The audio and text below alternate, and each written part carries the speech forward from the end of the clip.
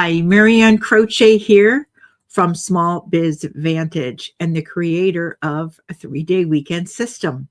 And I'm glad to have you here. I do these lives and I call them Auto Shop Success in 15 minutes. I do them once a week and I do them for a couple of reasons. The first is for you to get a really good 30,000 foot view of your business. A lot of owners don't have the time to do that. So 15 minutes a week is great to be able to invest in yourself, your team, and your business. And the second reason is I give you an action item each and every week. A small change really causes a ripple effect in your business. If you find this valuable, please share it with another auto shop owner, manager, or leader. It's a very giving group. Let's get started. Welcome to Auto Shop Success in 15 minutes. Today's idea that I had is very, very simple. I call this Your Calendar is Telling the Truth. And even though it's simple, it's going to feel very honest. If you want to know how your shop really runs, don't look at your P&L first. Look at your calendar. Let that sink in for a moment, because your calendar is a scorecard. It tells the truth about your role, especially all of the different parts that you've normalized. It seems perfectly normal to you. So what I want to do is I want to reframe, right, the way we look at this, the way we look at time. Time doesn't disappear randomly inside your business, inside your shop. Time disappears when the business still depends on you for decisions, approvals, quick questions. That's a real common one. Hey, I just have a quick question. Issues that should have been handled at the right level, but now they've come to you. So when owners tell me, I just need more time, I don't argue with them. I look for the pattern. Are you operating as an owner or as the default answer to everything? Because if the business is built around your availability, time never comes back. You think you're going to catch up. You think you're going to be able to get ahead, but time never comes back. And it can be really frustrating, not only for the owner, but for the entire team. So why does this happen? It is so common. It happens to all of us. And I remember in my early days of shop ownership, it happened. It happened to us. So this is not about blame. It's not about blaming your team. It's not about blaming suppliers or customers or anything like that.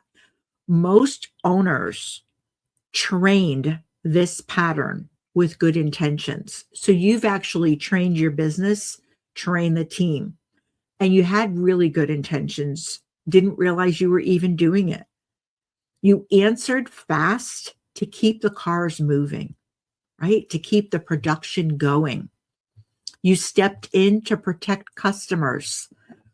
I know this person. This person is a great customer. They know me. They ask for me. I'm stepping in, right? You made the call because it was quicker. You wanted everything to work efficiently. So you just thought, you know what? It's quicker if I just do it. And you handled it because you care. The owners that I talk to, whether I'm speaking, coaching at an event, they care. It's a really good group of people in this industry. So that works. All of those things work until it becomes the operating system in your business. You being the go-to for absolutely everything. And what happens is your calendar turns into a dependency report. every interruption in the business saying, I don't know who owns this, so I'm bringing it to you. That's what the business is doing. That's what the team is doing. So what your calendar is actually reporting to you, when your calendar is packed, it's usually reporting one of these. Think about which one resonates with you. Decision authority is unclear. People aren't sure what they can decide without you. They don't know, so they go to you. Ownership is fuzzy. Problems boomerang and you get pulled in. They're not really sure what they own, what they're allowed to do, what they have the authority to do. And priorities live in your head. So the team, they act upon what feels urgent, whatever feels urgent, not what matters most. And lastly, escalation has become a habit. Everything gets upgraded to owner worthy. Oh, we need to talk about the owner about this. Oh, we need to go to the owner about this. So none of this is a scheduling problem. And that's what a lot of people think of when they think of time. It's a leadership issue. It's a leadership clarity issue. That's what is really happening here. So as I said, each week I leave you with an action item. So here it is for this week. This will take you about 5 minutes. Look at yesterday, and I want you to do this circle test. Draw a big circle on a piece of paper and list what you did yesterday, everything. Whether or not it was on your calendar, just start writing down all the things that you did. Did you have to step in and answer the phone? Was someone out sick? Did you have to handle a customer concern or question? Did you talk to a supplier, a vendor? Just go on. List everything that you did. Maybe you worked on some financials. List it all. After, put that on the outside of the circle. In the inside of the circle, put what I did yesterday, and then list everything outside of that circle. Now, put an O for owner next to the activities, the items that you did that truly required the owner. Not everything that you handled, right? But what only you could do. Truly. Look at everything else that you did. That's not a time problem. That's a leadership signal. Now pick one of those activities that doesn't have the O there for owner.